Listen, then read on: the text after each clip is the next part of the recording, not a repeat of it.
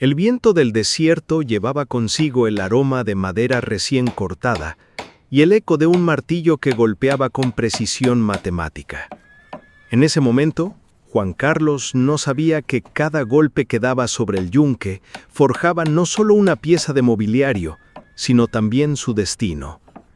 Era el año 1987, y en las polvorientas calles de San Miguel del Desierto, un pueblo perdido entre montañas áridas del interior, resonaba una historia que cambiaría para siempre la vida de un joven carpintero de 22 años. Juan Carlos Mendoza tenía las manos curtidas por el trabajo duro y los ojos llenos de sueños que parecían demasiado grandes para un lugar tan pequeño. Su taller, heredado de su abuelo, se encontraba en la calle principal del pueblo, justo frente a la antigua iglesia colonial, donde las campanas marcaban el ritmo de una vida que transcurría lenta como la miel. Cada mañana, antes del amanecer, Juan Carlos abría las puertas de madera de su pequeño negocio y el aroma a cedro y barniz se esparcía por toda la plaza, mezclándose con el café que hervía en las cocinas de adobe y el canto de los gallos que anunciaban un nuevo día. Pero había algo más que madera y herramientas en la vida de Juan Carlos. Había una razón por la cual cada tarde, a las 5 en punto, dejaba su trabajo y caminaba hasta la fuente del centro del pueblo. Catarine Delgado llegaba siempre a esa hora, con su vestido floreado ondulando al viento y una sonrisa que iluminaba incluso los días más grises del desierto. Era hija del único médico del pueblo, una joven de 19 años con ojos color miel y una risa cristalina que hacía que Juan Carlos olvidara todas las astillas clavadas en sus dedos. Durante 2 años, ese ritual se repitió como una danza silenciosa. Juan Carlos fingía necesitar agua fresca para beber, mientras Catarine fingía que tenía que lavar las verduras para la cena de su familia. En realidad, ambos sabían la verdad. Esos encuentros casuales eran el punto más brillante de sus días. Hablaban de todo y de nada, de los libros que ella leía bajo la sombra del mezquite, de los muebles que él soñaba crear, de las ciudades lejanas que veían en las revistas que llegaban al pueblo una vez al mes. San Miguel del Desierto era un lugar donde todo el mundo conocía los secretos de todo el mundo, donde las noticias viajaban más rápido que el viento entre los cactus. Por eso, no fue sorpresa para nadie cuando Juan Carlos y Catarine comenzaron a caminar juntos por las tardes, sus sombras alargándose sobre la tierra rojiza, mientras el sol se ocultaba detrás de los cerros. El amor floreció entre ellos como los raros pétalos que crecían después de las tormentas del desierto, intenso, hermoso y aparentemente imposible de marchitar. Pero el destino tenía otros planes. La sequía del 89 golpeó San Miguel del Desierto como un puño invisible. Los cultivos se secaron, el ganado murió, y una por una las familias comenzaron a abandonar el pueblo en busca de mejores oportunidades en las grandes ciudades. El padre de Catarine fue uno de los primeros en tomar la decisión. El pueblo ya no necesitaba médicos, sino que daba gente que curar. La familia Delgado partiría hacia la capital en busca de un futuro más prometedor. Juan Carlos recordaba esa noche como si hubiera sido ayer. Catarine había llegado a su taller después del cierre, con los ojos hinchados de tanto llorar y las manos temblando como hojas en el viento. «Nos vamos pasado mañana», le había dicho con una voz tan quebrada que él apenas pudo entenderla. «Mi padre ya consiguió trabajo en un hospital de la ciudad. Dice que aquí ya no hay futuro para nosotros». Esa noche, bajo un cielo estrellado que parecía burlarse de su dolor, Juan Carlos y Catarine se prometieron amor eterno. Juraron que encontrarían la manera de estar juntos, que la distancia no podría separarlos, que escribirían cartas todos los días y que él la seguiría tan pronto como pudiera vender el taller y juntar el dinero suficiente para el viaje. Las primeras cartas llegaron puntualmente. Catarine le contaba sobre la inmensidad de la capital, sobre los edificios que tocaban las nubes y las luces que nunca se apagaban. Juan Carlos le escribía sobre el silencio que ahora llenaba las tardes en la fuente, sobre los muebles que creaba pensando en el lugar que construirían juntos algún día. Pero poco a poco, las cartas se volvieron menos frecuentes. Los meses se convirtieron en años, y el silencio creció entre ellos como la maleza que invadía las casas abandonadas del pueblo. Juan Carlos se quedó en San Miguel del Desierto 2 años más, aferrado a la esperanza y a los recuerdos. Pero cuando la última familia abandonó el pueblo, y él se encontró completamente solo, rodeado únicamente por casas vacías y el eco de su propio martillo, tomó la decisión más difícil de su vida. Vendió el taller, empacó sus herramientas más preciadas en una maleta de cuero y partió hacia el norte, hacia las ciudades industriales donde un carpintero talentoso podía forjar un futuro diferente. No sabía en ese momento que esa decisión no solo cambiaría su vida, sino que 25 años después lo convertiría en el dueño de la empresa de mobiliario más prósperas de la región. Tampoco sabía que el destino tenía guardado para él un retorno que pondría a prueba todo lo que había construido, todo lo que había olvidado y todo lo que nunca había dejado de amar en el fondo de su corazón. El Mercedes-Benz plateado levantaba una nube de polvo mientras avanzaba por la carretera serpenteante que conducía a San Miguel del Desierto.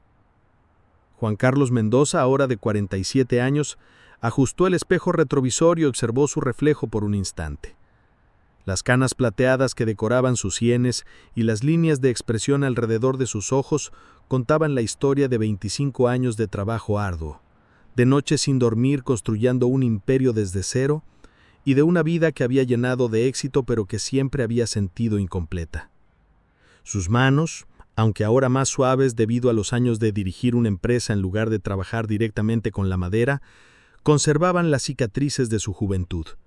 Cada marca era un recuerdo, una historia, una conexión con el hombre que había sido antes de convertirse en el Juan Carlos Mendoza que aparecía en las revistas de negocios como el Midas de la madera.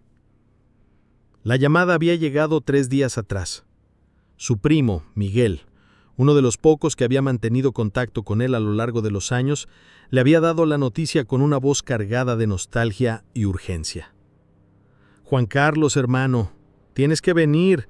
Están reviviendo San Miguel del Desierto.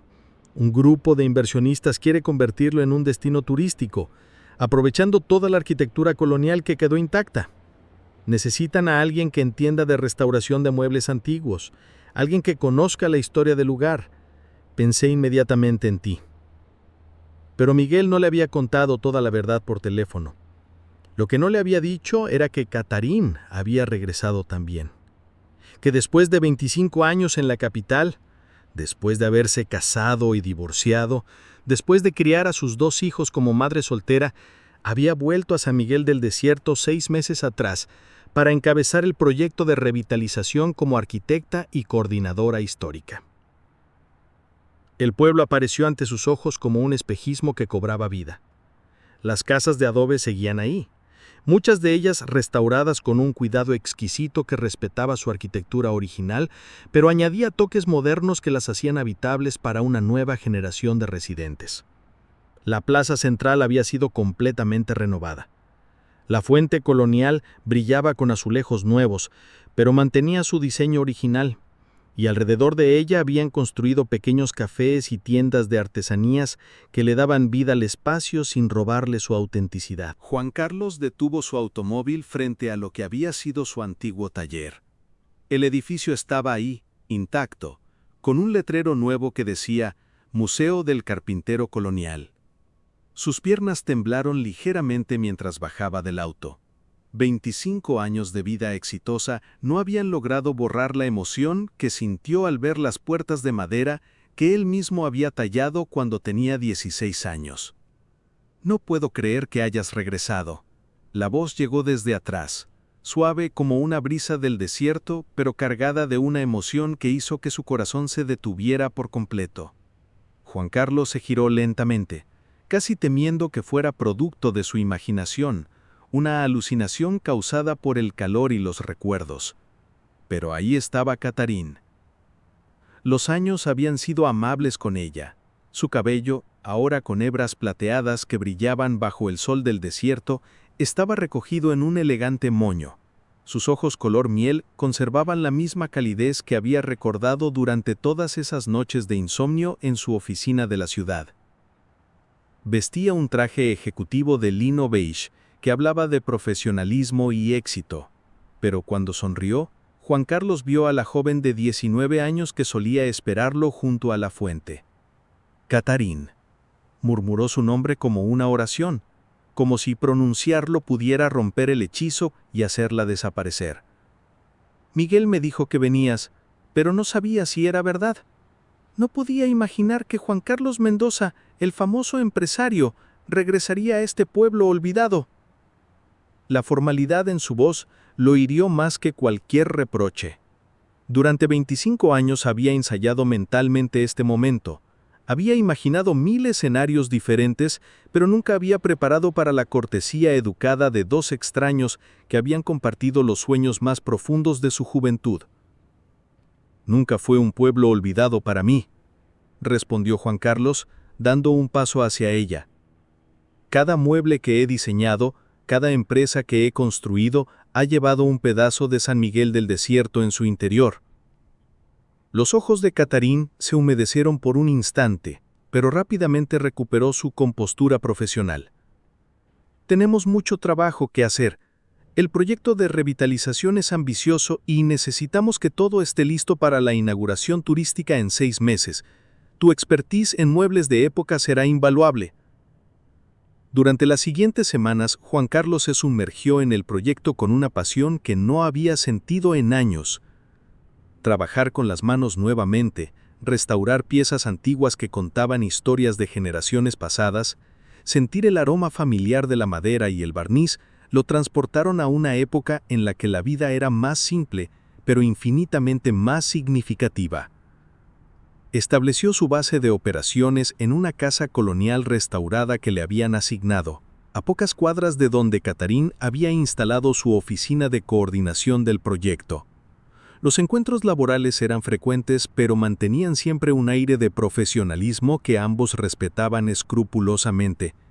Sin embargo, había momentos, pequeños instantes robados al tiempo, en los que las barreras se desvanecían. Como aquella tarde cuando Juan Carlos estaba restaurando una antigua mesa del comedor de la casa de los Herrera, una familia que había sido próspera en el pueblo durante los años 30. Sus manos trabajaban con la delicadeza de un cirujano, removiendo capas de barniz envejecido para revelar la belleza original de la madera de nogal.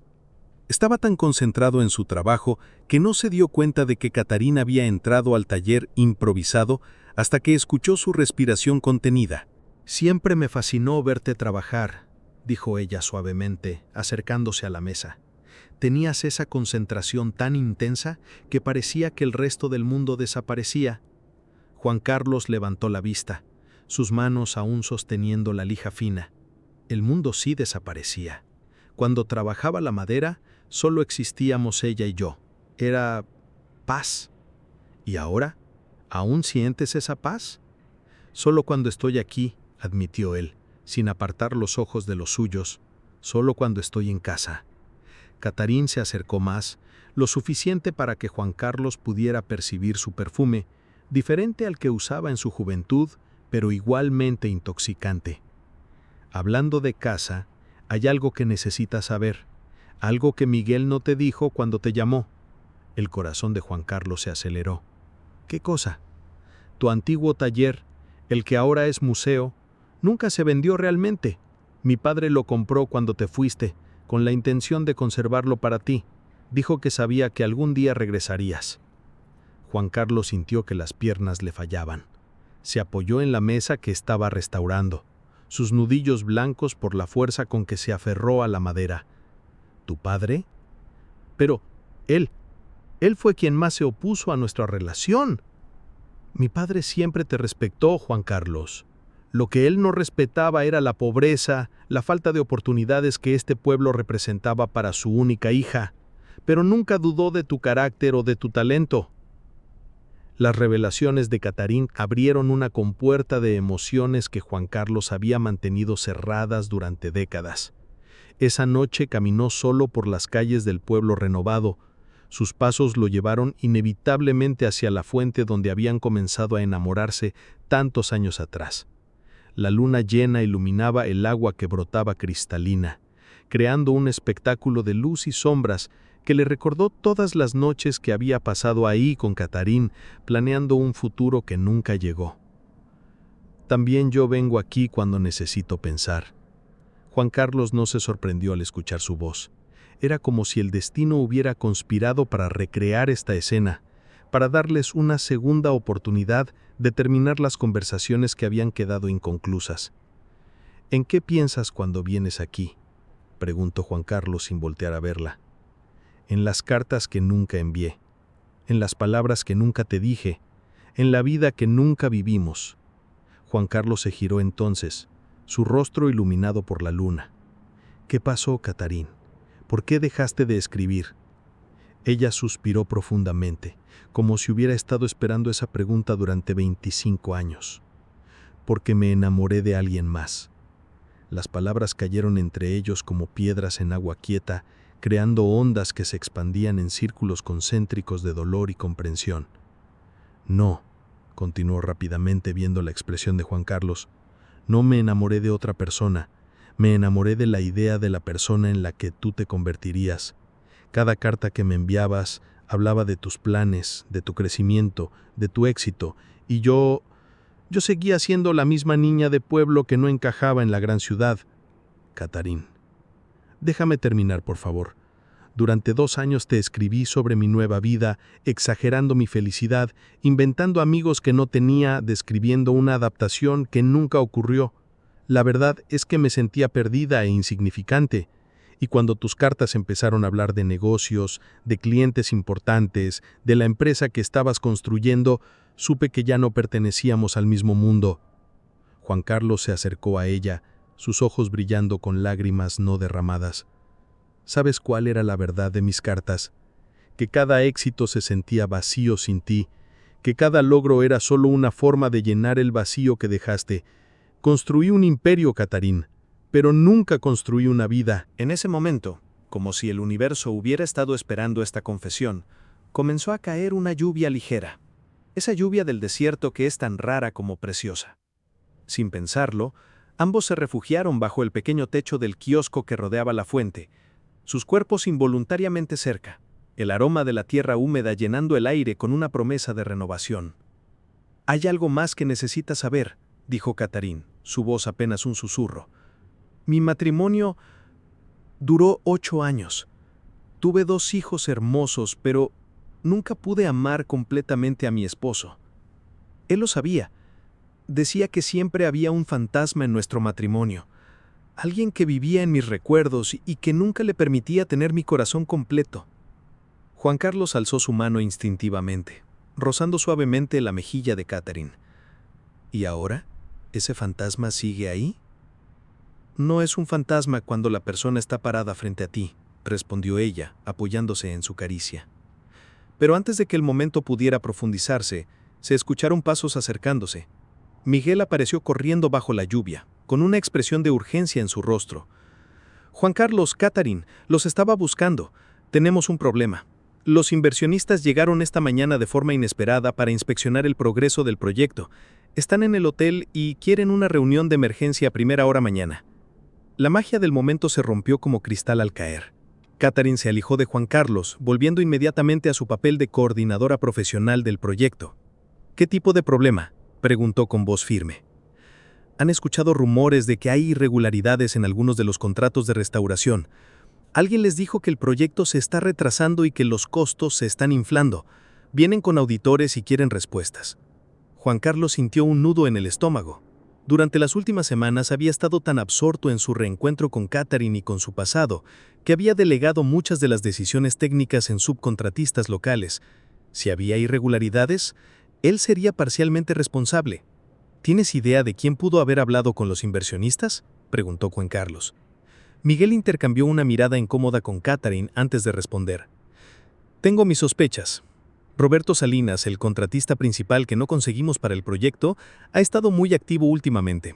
Ha estado contratando a varios de los trabajadores locales con mejores salarios, saboteando nuestros cronogramas». Roberto Salinas. Juan Carlos recordaba ese nombre. Había sido compañero de escuela de Catherine, siempre había estado enamorado de ella y nunca había ocultado su resentimiento hacia Juan Carlos cuando eran jóvenes. Aparentemente, 25 años no habían sido suficientes para que olvidara esos sentimientos. «Esto no es solo sobre el proyecto», murmuró Catherine, como si hubiera leído sus pensamientos. «Roberto nunca superó que yo eligiera estar contigo en lugar de con él, y ahora que has regresado, ahora quiere destruir todo lo que estamos construyendo», completó Juan Carlos, sintiéndose repentinamente como el joven carpintero que había tenido que defender su amor contra las críticas del pueblo. La lluvia había cesado, pero el aire seguía cargado de tensión. Los tres se dirigieron hacia sus respectivos hogares con la promesa de reunirse temprano en la mañana para preparar la defensa del proyecto. Pero Juan Carlos sabía que lo que estaba en juego era mucho más que un desarrollo turístico. Era su segunda oportunidad de construir algo significativo en el lugar que siempre había considerado su hogar, junto a la mujer que nunca había podido olvidar. Esa noche, mientras repasaba todos los documentos del proyecto en su habitación, Juan Carlos se dio cuenta de que el destino le estaba presentando la prueba última. No solo tenía que demostrar que podía salvar el proyecto de revitalización de San Miguel del Desierto, sino que tenía que hacerlo mientras luchaba por recuperar el amor de su vida, enfrentando fantasmas del pasado que se habían materializado en forma de sabotaje y traición. La madrugada lo encontró despierto, con los documentos esparcidos sobre la mesa de madera que él mismo había restaurado, preparándose para la batalla más importante de su vida, una que determinaría no solo el futuro del pueblo que amaba, sino también si tendría la oportunidad de reescribir la historia de amor que había quedado inconclusa 25 años atrás. La reunión con los inversionistas fue un campo de batalla silencioso donde cada palabra pesaba como el plomo. Juan Carlos presentó cada documento con la precisión de un cirujano, explicando cada gasto, cada retraso, cada decisión técnica con la pasión de alguien que no solo defendía un proyecto, sino su propia alma. Roberto Salinas había subestimado algo fundamental: la meticulosidad de un hombre que había construido un imperio desde cero nunca deja cabos sueltos. Cuando los auditores revisaron los libros, encontraron que cada peso había sido gastado con transparencia absoluta.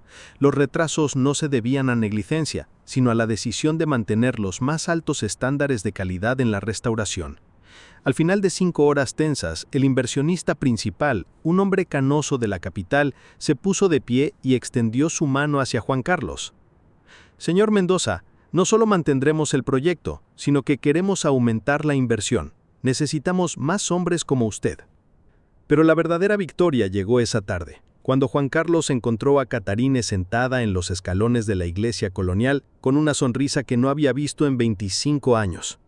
Una sonrisa libre de cargas, de miedos, de fantasmas del pasado. «Lo logramos», le dijo ella, levantándose y caminando hacia él. «Lo logramos», repitió Juan Carlos, pero ambos sabían que ya no hablaban solo del proyecto. «Hay algo que necesito decirte», continuó Catherine, tomando sus manos con la naturalidad de quien nunca las había soltado realmente. «Estos meses trabajando contigo me demostraron que nunca dejé de amarte. No al Juan Carlos de nuestra juventud, sino al hombre en el que te convertiste, al hombre que eres ahora». Juan Carlos sintió que el corazón se le iba a salir del pecho. «Yo nunca dejé de amarte ni un solo día. Construí todo lo que tengo pensando en el momento en que podría compartirlo contigo. Entonces, no perdamos más tiempo». El beso que se dieron bajo el sol del desierto fue diferente a los de su juventud. No tenía la urgencia desesperada del primer amor, sino la profundidad serena de dos almas que habían encontrado el camino de regreso la una a la otra después de décadas de búsqueda. 6 meses después, San Miguel del Desierto abrió oficialmente sus puertas al turismo.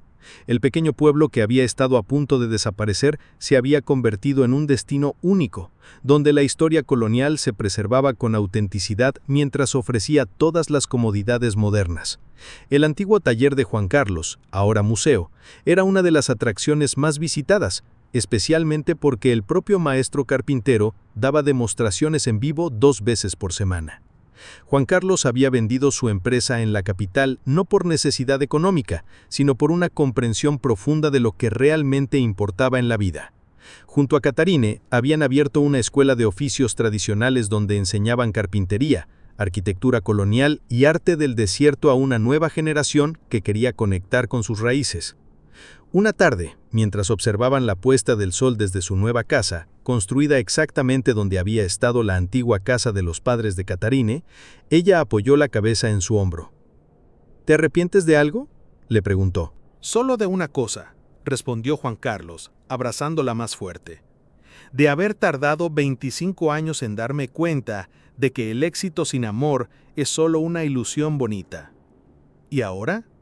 Ahora sé que el verdadero éxito es despertar cada mañana al lado de la persona que amas, en el lugar donde perteneces, haciendo el trabajo que te apasiona.